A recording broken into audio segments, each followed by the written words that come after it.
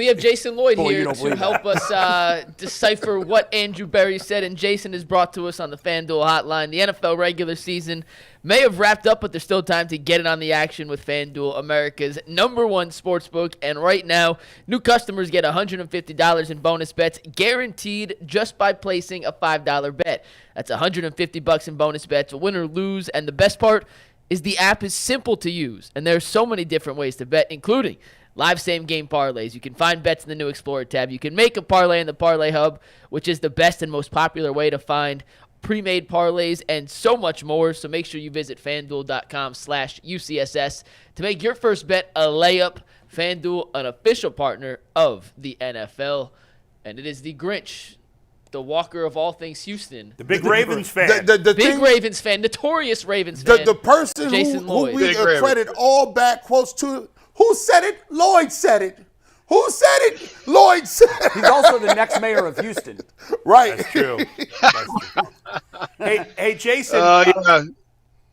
Go ahead. Jason, when Andrew Berry said, we just put the tweet up, when Andrew Berry said about the play calling, he said it's going to be up to Kevin Stefanski. Yeah. On if Kevin Stefanski will call plays, part of that depends on where we land with the staff. It's one of his strengths. He says it's Stefanski's decision. Did anybody laugh out loud when he said that, or was it all quiet? I'm curious. No, it was all quiet. Listen, we all have our theories and beliefs and things that we think we know, and I'm no different. And we'll see where this whole thing leads and where this goes. It was interesting to me to hear how effusive and praised he was of Kevin's play calling ability, and said it was one of his greatest strengths, and thinks he hasn't even come close to scratching the surface yet in terms of being a head coach. So we'll see where this goes. The names that they've, I was talking to Zach Jackson about this before the press conference, obviously my partner at The Athletic. The names that they've interviewed so far for the OC are not guys you would think would be play callers. That's exactly what I said. Are you gonna bring Ken Dorsey in here and make him the play caller over Kevin? Like, no, I don't think so. So the names that we've heard now, this also could just be, they could be waiting on someone. Zach made that point. Go look at Clay Kubiak, who's on the Niners staff. He's their passing game coordinator, young guy, obviously Gary's son. Could they just be waiting on someone else to become available for one of these seasons to end on one of these teams that are still going? We still have to let the rest of this thing play out.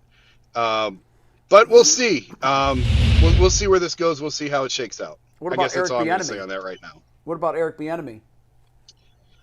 I mean, maybe, sure. I know that's a name. Now, that's an interesting one because I know, I think we talked about on the show last week. That's one that I know Deshaun was interested in when he was in Houston, and the people in Houston basically said that's a bad match, and they wouldn't do it.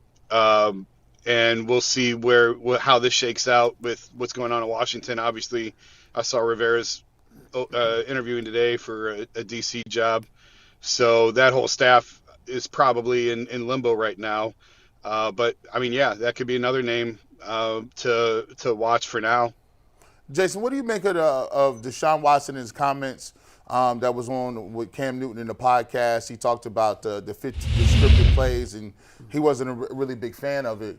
Do you think that there's a difference in philosophy on some things with Stefanski and Deshaun Watson in terms of how this offense is going to look, or different, just basically the way the offense is run?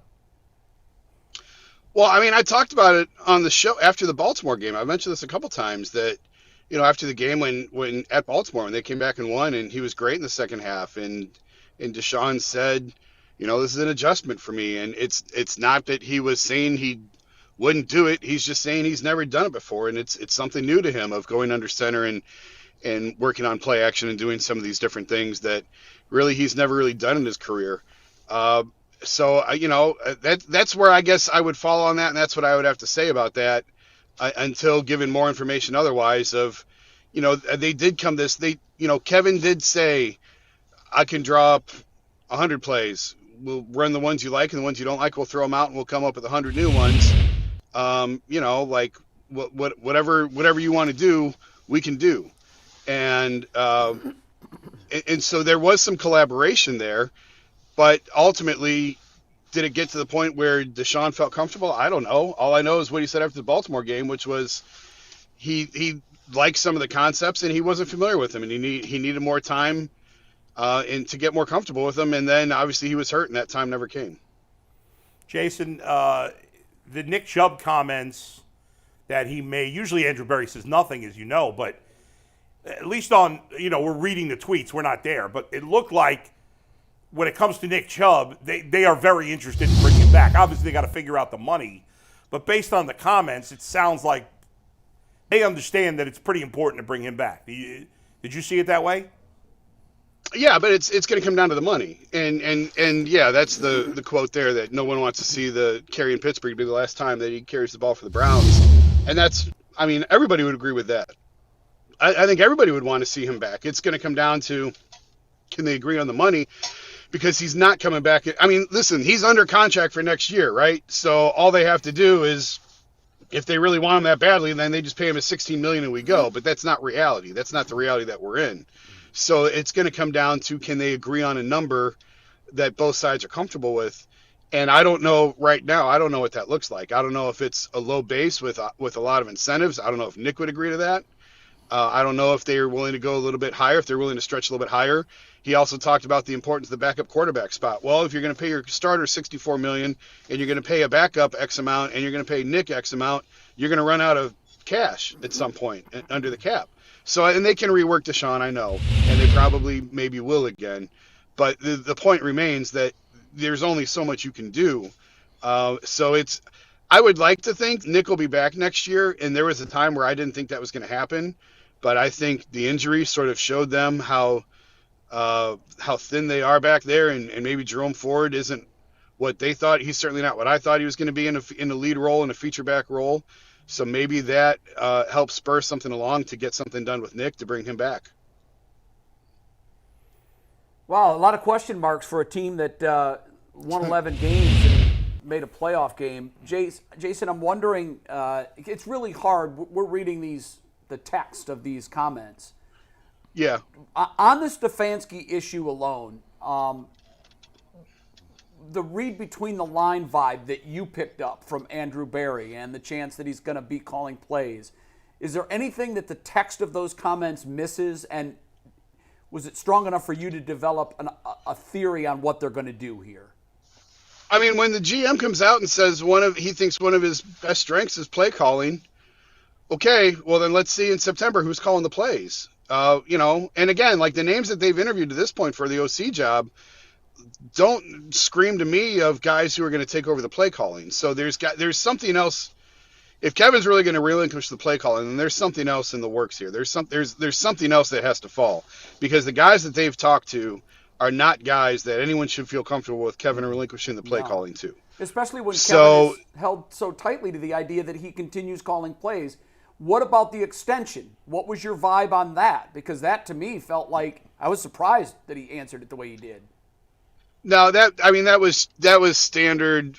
We're not going to talk about player contracts. We're not going to talk about coaches. He was effusive in the praise for Kevin all day long, and saying about his emotional maturity and the fact he should be the coach of the year twice now within his first 4 years, and he hasn't even scratched the surface of how good he can be. Like, he was over the top and glowing with praise. Ultimately, it's going to come down to ownership. It's not even an Andrew question. It's an ownership question in terms of whether or not the head coach gets extended. Again, remember, Kevin was here before Andrew. Like that, no one ever, that just gets glossed over anymore. But, I mean, the timing of events was Kevin got here first and then Andrew came. So if anyone's going to decide on when Kevin gets an extension, it's probably going to be the Haslams, not even Andrew or Paul. But I don't think he's going anywhere. I would hope that he gets an extension. Certainly he should. Now's the time to do it with a year left on his deal. But Andrew said nothing in there that makes you think that that would not be happening, or that there's any sort of reason to be down on Kevin. Just because, I was a little bit surprised at how over the top in praise that he was, which he's earned. Good. Which I think he's earned. Now we'll see where it goes. Are you a little surprised the Haslams didn't speak? Or are the owners only going to come out and talk when the team does bad and they're going to have major changes? Or, will we possibly hear from them at any point in time? They talk at the owners' meetings. And I think once during the preseason, like in training camp, they talk. Because at the owners' meetings, there's only a handful of writers that are even at that. It's not very much media. It's only probably 3 or 4 local media, and they're usually all writers that attend those. And and Jimmy and Dee typically talk once early in training camp. I think they spoke at the Greenbrier, maybe, I don't remember now, because I wasn't there when they did talk. And that's really about it. That's all you really hear from them, which I have to say is more than you hear from the other owners in town. So, as much as we bang on ownership at times, and rightfully so, justifiably so, they at least do stand there and answer questions. When's the last time Paul Dolan answered a question? Yeah, good point. When's the last time? We haven't heard from Cavs ownership since Dan's health incident. So, so the Browns at least, and we certainly have our qualms with how they've run things. But at least Jimmy and Dee are willing to stand up there and take questions a couple times a year. Yeah, Dolan actually made a comment at Guardians Fest. I was pretty pissed off about his comment, but we'll get to that later. Jason, last thing. Is there anything we haven't talked about here that stood out? Anything of note from the press The conference? coaches' firings. What was said about that? Yeah, that or anything else. He wouldn't talk about AVP and all that until the staff is settled. He said there's still too much in flux. And he didn't there's still uncertainty, and obviously there's still positions open. So, honestly, with where they're at, probably next time that'll come up is at the combine. The staff should be in order by then. I doubt that they would hold a press conference with the GM for the OC. Maybe I'm wrong, but my guess would be the next time Andrew talks would be at the combine. And the only other thing that stood, the Flacco conversation, he sidestepped, will you bring Joe back? And he said it was like Jacoby last year. I'd love to have him back, but we'll wait and see. Well, obviously Jacoby did not return. He shot down the idea that you can't bring him back, which I disagree with. I totally still believe you cannot bring him back in that locker room. But he dismissed that and said he doesn't believe that. And he values the backup quarterback spot. Jay, to your point, he values it like a top 30 position on the roster. And we'll see if they handle it as such, because I don't know if you really handle it as a top 30 position. Did you really think Dorian Thompson-Robinson was one of your top 30 guys last year? But I just think it comes down. And he said, we'd like to carry 3 quarterbacks. And I said 3 on the 53, or is that kind of practice squad spot? And he said, we'll get to that and we'll sort that out. And, Zach told me they have carried 3 in the past on the 53. I still don't. I'd be surprised if they do. But I'm in the minority on that. A lot of people think that they're going to make some sort of move. I guess I just want to see where this magical backup quarterback comes from. And maybe it's Joe. Maybe they just bring Joe back and roll the dice with it, although I don't think that's going to be the case. But you can't, just because you have a need, the demand doesn't always match the need. And he did say that, they've spent big on backup quarterbacks in the past year, and they have, with Case Keenum and then with Jacoby, they've spent money on backup quarterback. But obviously they weren't paying the starter what they're paying the starter now. So that makes a significant difference in how much you can devote to the backup quarterback. So we'll see how this shakes out. We'll see if there's a veteran starter that becomes available that that they like, that they're willing to put up some money for, that they would count as sort of a top 30 roster spot. And then we'll see what's left over and what gets done with Nick. And the only other thing he said about the OC is it doesn't have to be ties to Deshaun, and they're looking for the best guy for the job. By the way, speaking of Flacco, not 100% set in stone, but it looks very likely that I will be interviewing him on my podcast sometime in the next 48 hours. Good. Oh, nice. Ask him if he wants to be back. I'm going to ask Shout him out to very Flaccavelli. specific questions. Yeah. So, all right, Jace, thanks for the insight. Appreciate it. Appreciate it. All right, guys. I'll see you later this week.